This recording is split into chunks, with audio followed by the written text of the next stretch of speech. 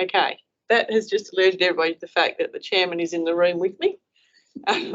Technologically challenged. And he's having a little bit of trouble with his technology. Thank you everyone for your attendance this afternoon. Before we get started, I first just like to acknowledge the traditional owners of the land on which we meet and pay my respects to elders, their elders past and present. And I'd also like to welcome everybody to this information session. This is the second information session that we've held on development assessment panel reforms, the first being yesterday afternoon. I think there's a few more people in this session this afternoon. Before we get going too far, just a couple of housekeeping things. Number one, can you please ensure that your microphone is on mute?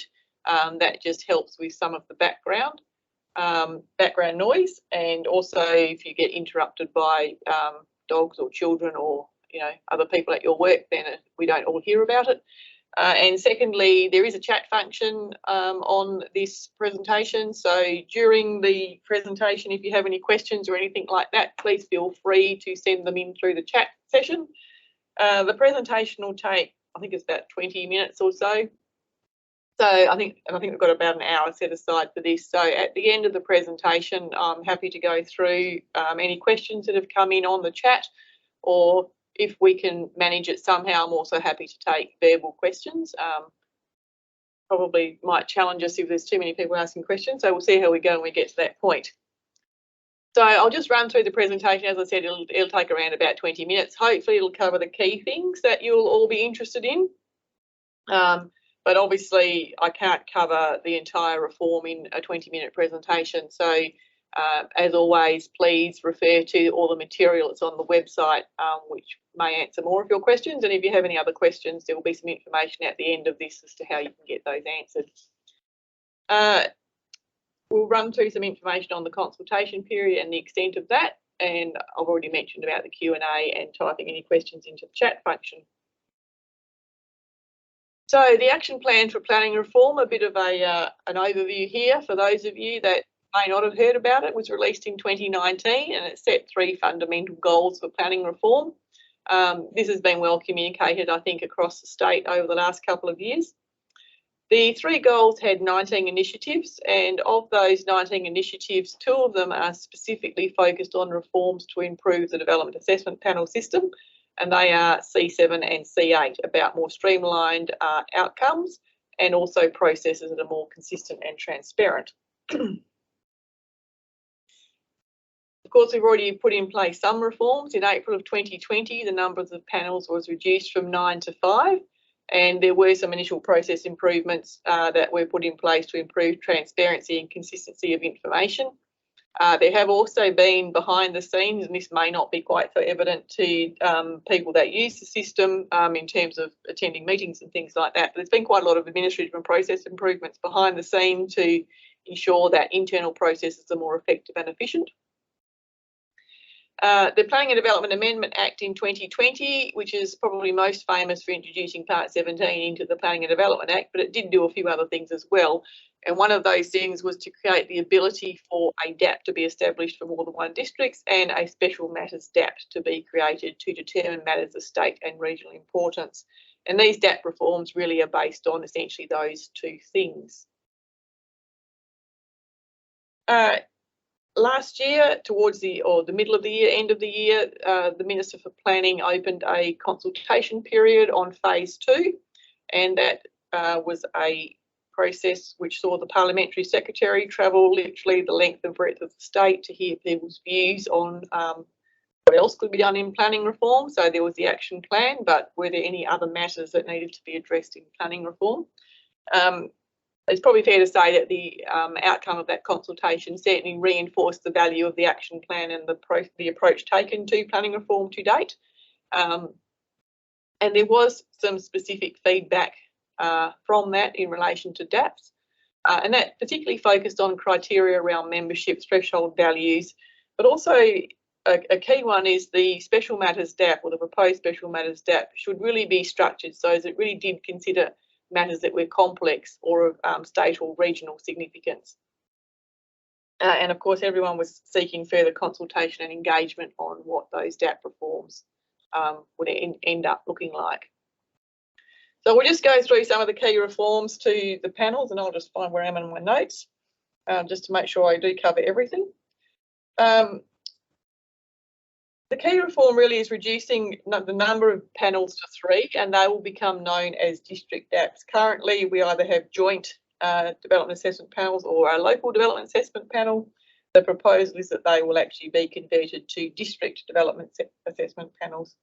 The deputy and presiding members and the specialist members potentially will have fixed terms, so they will be employed and basically their job will be a DAP member. There will be a pool that's retained for use as needed, and that's similar to the pool that we currently have now, where members are on a register and they can be called onto a panel as needed to fill in for any vacancies due to leave or conflicts of interest or other things like that. Importantly, there are no changes being made to local government representation. So in the same manner that local governments have and construct their membership onto the current joint and local development assessment panels, that will happen in exactly the same way with the district development assessment panels. There will be the creation of a special matters DAP, and the special matters DAP will consider complex proposals of state or regional significance, and it can also consider applications in precincts that are declared to be of state or regional significance as well. Those declarations will be undertaken through a ministerial order. And there will also be process and administrative reforms to improve the transparency and consistency and efficiency of the system. So we look now at the district DAP boundaries. You'll see a map there which shows you, obviously not the entire state, but the portions of the state that are covered by DAPs. The regional DAP covers everything outside the metropolitan DAP. So there's the Metro Inner DAP, which is the City of Perth local DAP, the current Metro Inner North and Metro Inner South JDAPs, the Metro Outer DAP, which is the current Metro Outer DAP, and includes the Peel Region Scheme area, so Mandurah, Murray and Warina, and then the regional DAP, which comprises the current regional DAP but excludes Warina, which moves to the Metro Outer DAP.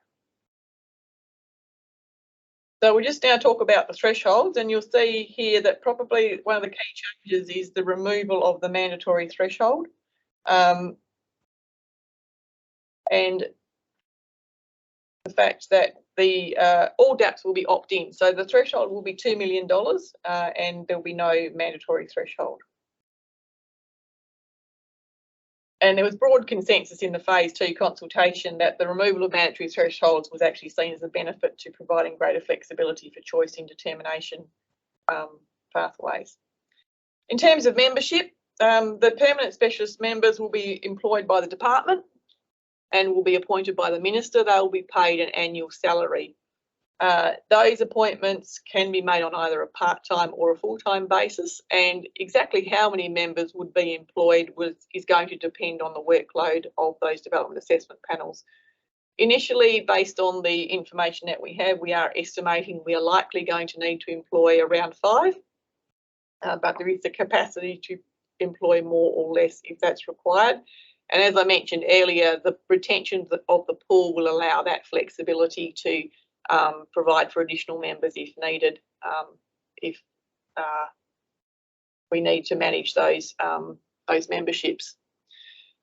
The presiding member and the deputy presiding member will be required to have a planning accreditation, and that's a very important key reform here. As I said, there's no changes proposed to local government membership or composition for district DAPs.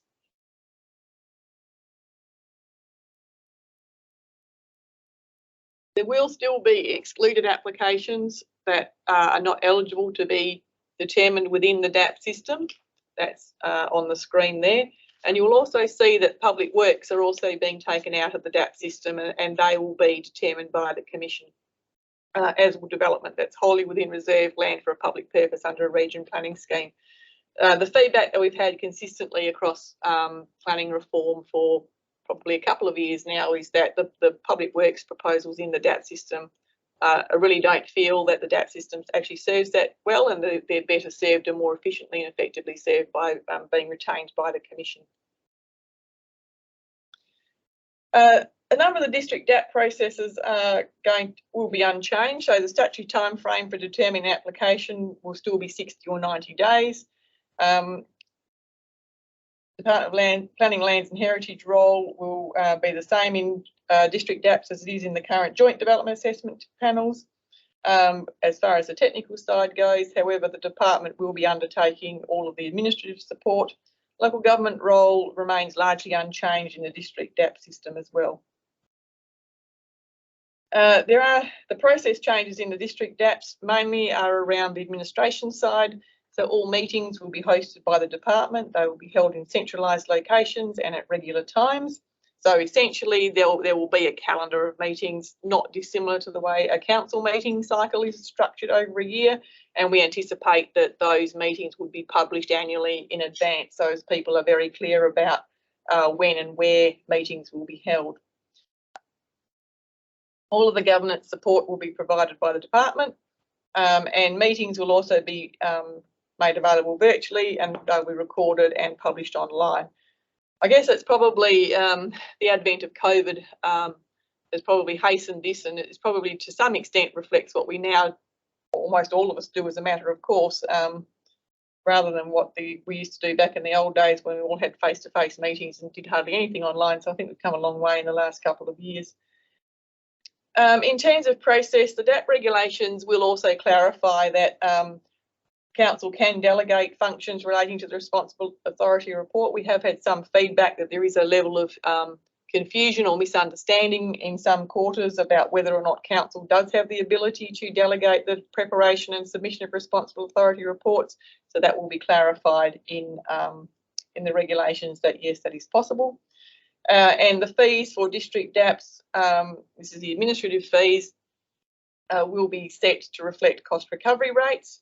That's the administrative costs and covering the payment of members.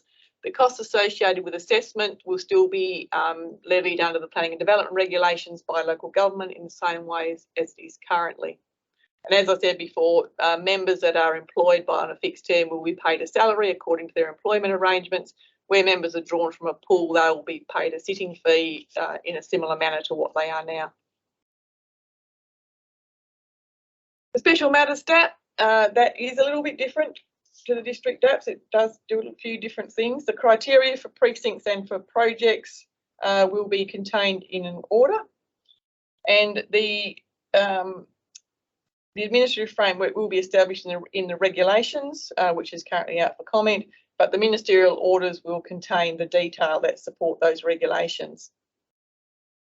The use of Ministerial Orders to establish a criteria will ensure that there's flexibility and also the ability to respond in an agile manner to matters of state or regional significance. For the purpose of consultation, there are two sets of criteria that are being advertised. One relates to projects of state or regional significance, and the other relates to precincts of state or regional significance.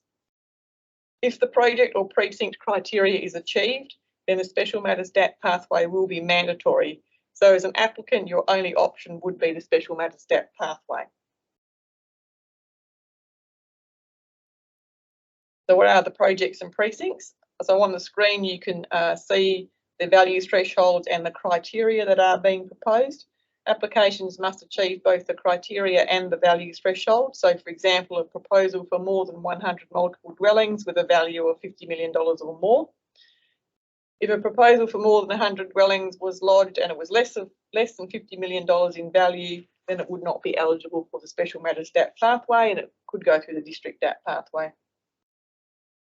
State significant proposals under the lead agency framework, there's no value applicable to those, and the reason is that the project, any project that meets that category, has already been determined as being of state significance via the lead agency framework process, which is a process where Cabinet determines projects are major projects and they are considered to be state significant, so they get additional assistance through being provided a case management approach to assist with cross-government coordination of approval processes. In the planning system, predominantly these tend to be tourism oriented, but they can include other types of proposals such as major infrastructure projects or renewable energy projects. mining proposals where a mining proposal might require planning approval. An example of a project that has been deemed state significant via this process is the Tawari Hot Springs proposal in Dalkeith, which is currently an application under Part 17 in the system being assessed. Resource projects, if they're not otherwise exempt, could include renewable energy projects and any associated worker accommodation as an example. I think the other projects are probably fairly self-explanatory, so I won't spend time on those anymore. The precincts, the criteria is shown on the screen. So applications must be within the precinct area and achieve the criteria. So, for example, a proposal in the City of Perth for more than 51 dwellings and 5,000 square metres of commercial development would be eligible for the Special Matters DAP. Indicative boundary areas have been established with reference to the local planning frameworks, and also some preliminary engagement with those affected local governments, which has taken place to understand areas of significance. Indicative mapping of these areas will be available on the website and a precinct boundary clearly established. MetroNet refers to precincts already in a redevelopment area and covered by a redevelopment scheme. So a MetroNet precinct is not necessarily going to trigger a Special Matters DAP because that already has a separate process. As mentioned, the precinct criteria will be established via Ministerial Orders to allow for flexibility and efficient response to changing areas and matters of state or regional significance. The areas that are Special Matters DAP precincts are likely to be those experiencing high development pressure and or areas of critical importance to the state. Precinct may be established permanently, or it may be established for a particular period of time, for example, 5 years, and precinct criteria and project criteria can be adjusted and new precincts or projects declared at any time in response to matters and places of significance to the state or the regions, which just provides an added degree of flexibility to deal with those issues. Again, there are some exclusions, so all applications that are currently excluded from the DAP proposal will also be excluded from the Special Matters DAP proposal, and the new exemptions mentioned previously will also apply to the Special Matters DAP. So that's just shown again on this screen for information. I don't think there's anything new there. The membership of Special Matters DAP, however, is new, and the proposed composition of the panel is shown on the screen. The intention is that those key bodies and agencies will nominate 4 to 5 people, and those members would then be appointed by the Minister for Planning. Each member would have a nominated deputy. So, for example, the local government representative would be nominated by WELGA. WELGA would provide a list of 4 to 5 names to the Minister. The Minister from that list would appoint a member and a deputy to the Special Matters DAP. The last dot point, which is other, that other expertise may be a person with practical knowledge of and experience in one or more of the fields of property economics, commerce and industry, business management, financial management, engineering, surveying, valuation or transport. And potentially those nominations would be sought through organisations like the Property Council, UDAA, Housing Industry Association or similar. I think the other nominators are probably self-explanatory. The process for a Special Matters DAP is a bit different to the District DAP process. There is a statutory time frame, so it is also different to Part 17 in case anyone was going to ask that question.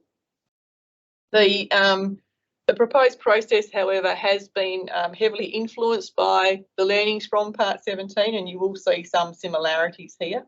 However, there is a statutory time frame for Special Matters DAPs. It will be 120 days. For those of you that feel that that is a familiar time frame, it is. It's the current time frame that has been used for redevelopment authority applications, so it's literally taken from the MRA process. And that's to reflect the significance of those proposals and the fact that a little bit more time actually will be required for those assessments and determinations. The department will undertake the role of receiving, processing, assessing and coordinating all of the referrals and the application itself. And the department will prepare the responsible authority report and the recommendation for the Special Matters DAP. Local governments will be referred applications within their local government area and they will be asked to provide a comment. Local governments will be given 60 days to do this, and their comments will be given due regard in the process. Local governments, however, will be responsible for the clearance of conditions and for ongoing compliance with any decision that is made. With regard to fees, there's a new schedule in the DAP regulations that sets out the assessment fees for special matters DAPs. Similar to district DAPs, these fees will include administrative costs and also costs associated with assessing, advertising and referring applications. And the the fee will be based on cost recovery. The fees also include initial design review processes as well. And again, when those fees were set, they were guided by the costs that are currently associated with the Part 17 development application. So Part 17 has heavily informed the processes and the fee schedule for special matters DAPs. It is anticipated that once consultation has closed, that the commencement of the DAP changes for both district DAPs and special matters DAP will be as soon as practicable. For those of you familiar with the regulatory process, there are a number of legal steps that need to happen once consultation finishes. So our understanding is that government will be dealing with this as soon as possible after the consultation has closed. There will be some transitional arrangements involved, and that will obviously be important. This might include a staggered introduction of the special matters DAP, and it might also include using the pool to fill the district DAP membership for a period of time until the employment of permanent members can occur, because obviously some of those processes may take a little bit longer. So the next steps, as I said before, consultation is currently underway now. The consultation concludes on the 22nd of April. We are aware that for some organisations, particularly for local governments, that will present you with an immediate challenge, because obviously April has Easter and Anzac Day in it, and local governments do tend to adjust their meeting cycles because of those public holidays. So if you are unable to meet the date of 22nd of April, please can you contact us as soon as possible and let us know the date that you will be able to have your response in. We do have a little bit of flexibility, but not a great deal in terms of the 22nd of April date. So we are encouraging you, and I do certainly appreciate the difficulties involved in all of this, but we are encouraging you to please get your submissions in as soon as you can, or as close to that 22nd of April date as possible. There is a whole series of websites and information links that's on the screen there. This presentation, I understand, will be made available as well on our website. There's an email address there as well if you have any questions or anything that you'd like to ask around process. Please feel free to email. You can contact anyone in the planning reform team if you happen to have their direct number. Probably half the people on the screen have my number. So please get in contact if there's any questions that you have. As I said, I'm happy to take questions now, and I don't know whether I should put my glasses on or not, because I'm not sure I can read some of those, so someone might have to help me. If I don't get to your questions now, there's heaps of them, then we'll certainly take them and do a written response to them and then put them up on the website as well, or email them out if we have email addresses. Public works include a hospital regardless of public or private. So an unintended consequence is that private hospital developments, sorry, I've just lost it. Private hospital developments can't be determined by DAPs. I'll have to have a think about that one. I'm not sure a private hospital constitutes public works. Ross, I'll get back to you on that one. One of your questions was really long. I can see you on the screen too. Can you read that, Kathy, or do you want me to read it out? No. Number one, support. I'm at the age in life where the screen's too far away for me to, like, yeah, anyway. Can't zoom in, unfortunately, either. Support the reduction in panel numbers, increased travel distance. The community may potentially be a barrier. Yes, understand that. And I think part of that can be overcome by the fact that people will be able to attend electronically, so via Zoom or Teams or whichever platform is selected. Of course, one of the challenges for that particularly is likely to be in the regional areas where some of that internet connectivity is not quite as good as what we enjoy in Perth. Will the Minister of Sport be available to local governments and community members? Sorry, Kathy, I've just been unmuted by Cassie, so that's good. So I can read them out if you like. Yeah, ask your own question. Yeah. So yeah, the first one there was just about making sure that there was capacity for community participation in the meetings. Yep. So if there is administrative support, that's great. And we definitely support the reduction in panel members. The second one, which I don't think you really touched on in the presentation, was more to do with the actual appointments and the relationship between the Minister and the Director General in the appointments. Yep. So in the past, some local governments have had some issues to do with the presiding members and I suppose, how recent their experience was in terms of interpreting some of the legislative requirements. So the first question I had there was to do with whether or not you think you'll be able to source appropriate people that meet those requirements if they can't work elsewhere, because we obviously want to make sure that we have good quality specialist members there. Yep. So yeah, that's I suppose the first issue. I agree with that. Yeah, and then just one of the clauses that was proposed to be inserted was to do with officers from the department being appointed as specialist members. And so the way that we were interpreting that was that somebody from DPLH could become a specialist member. Is that the case? No. And this is where we've had to, we've taken quite a lot of legal advice actually on this. So the intention is, or that what is allowed is that it's not just, if you like, your average officer of the department that can be appointed to the DAP. It's someone who is employed specifically as a DAP member. So there's a specific job description that has been developed for those positions, and those people are eligible to be appointed. Okay, yeah, because one of the things that we were looking at is whether or not the clause restricting local government officers from being specialist members could be deleted if it was the case that just generic officers from the department could become specialist members as well. Yeah, no, well, the point is too, is it becomes their full-time job. So even if they were appointed, they actually couldn't be doing their current job anyway. So. Okay. The other one we had on here, which I think would come up with elected members, there's in the fees, there's provisions for local government members on the district DAP not to be paid as the same amount as the other specialist members, despite them deliberating obviously on the same agenda. And I think that's something that will probably come up when we raise this with the elected members. Yep. So was there a reason that the fee was different? Because the DAP will deal with more than one application at a meeting, because the meetings will be on a regular basis. So instead of a meeting being set for a particular application, or sometimes there's 2, maybe 3 applications at a meeting, the meeting agenda, so the Metro Inner DAP, for example, might meet every fortnight on a Thursday, but the whole meeting might go all Thursday, and you might deal with a number of different local governments. So the local government members won't sit for as long as what the specialist members will. Yeah, okay. That's a good answer that I can give to them.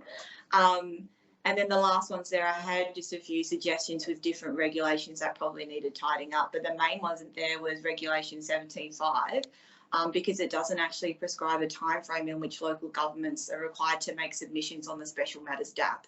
So it would be good if we had a prescribed time frame, just so we could tie that in with our different council agendas. So. Yep. Yeah. That's it. Yeah. The rest of the suggestions. So. Yep. Okay. That's good. We'll capture all of these in any case, so thanks, Donna. Yeah, no worries, thank you. Right, on to the next lot of questions. Is there any more questions? Ross has another question. I've enabled his mic, so Ross, the floor is yours. Oh, good. You just have to unmute yourself, Ross. Okay, I've done that. Hello. Can hear you now. Yeah, just another question. I saw one of the panels earlier in the slideshow had the precinct special matter DAP criteria, and it had the residential and then commercial next to it. Was the intent that you had to apply for both, or could it be, say, solely residential or solely commercial? My understanding is that, well, the criteria is up there. So yes, it potentially could be solely residential or solely commercial. However, many of those precincts, if you have a look at them, are actually the mixed use activity precincts. So generally those tend to be more mixed use developments. There would be nothing stopping, as far as I'm aware, at the moment, bearing in mind that this could change after consultation, for you to apply for, if you can get the criteria for an application, let's say in Coburn Central, that was 24 dwellings as a solely residential proposal. Yeah, that was my next question. So, you know, we have a client who provides affordable housing and works well with local governments. I don't think they'd be too happy to go through a special matters DAP and pay the almost $100,000 application fee for that process. Oh, we discounted it, did we? Look, I think too, and one of the reasons that you know, this is out there now as a draft, is we are hoping to get quite a bit of feedback on the criteria, particularly around the precincts, because we've not done it this way before in terms of development assessment panels. So we are really relying particularly on industry members to come back to us, and industry members and local governments to come back to us and say, you know, this is going to present, this is great, but it's going to present this problem or that problem. Have you thought about something else? That's part of what consultation does. We feel we have had, as I said, some preliminary conversations, particularly with the local governments in these areas, and they've given us their thoughts, and certainly very much appreciative of that, but it does need that testing through this consultation process.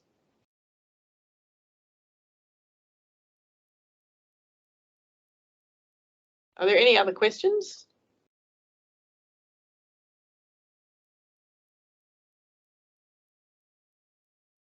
Okay, obviously only Donna and Ross have probably read all the material now. Okay, if there's no other questions, I'm not going to keep you longer than what is necessary. So thank you very much for your time today. Really do appreciate that. Really look forward to getting your feedback. So as I said, we recognise that the 22nd of April can present some issues. So if that does for you, please let us know as soon as possible, and let us know when you are likely to be able to get your submission in. Local governments, you may want to think about putting a preliminary submission in and letting us know that it's yet to be ratified by your council. That may be helpful. I have emailed you all local governments a copy of a Word copy of the feedback sheet. Hopefully that's a bit helpful to at least attach to your council agendas. We'd appreciate, if possible, if you could use that, because that actually helps at our end in terms of summarising those submissions. Oh, there's another question. Just another question, yeah, come through from Lauren. Would the special matters DAP ultimately assume the role of the WAPC in improvement scheme areas? No. Improvement schemes are not DAP applications, so there's no intention for that. The Commission will still look after improvement schemes. There'd have to be a whole nother lot of legislative change if that was going to be the case, to change that.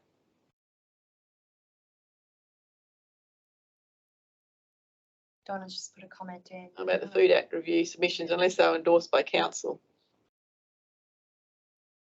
Oh, look, obviously the submissions from a local government, you are making a submission on behalf of the council, so the submission is owned by the council. I guess generally speaking, you will feel whether or not your submissions are going to be supported by council. So I'm just offering that some councils do provide draft submissions prior to it being endorsed by council, particularly if it's gone through some sort of workshop by their elected members or through a committee. Whether you do or not is totally up to you. If we received a submission from local governments that hadn't been through council, we would treat that as being the officer's an officer comment rather than a comment by the city of insert relevant name, if that makes any difference.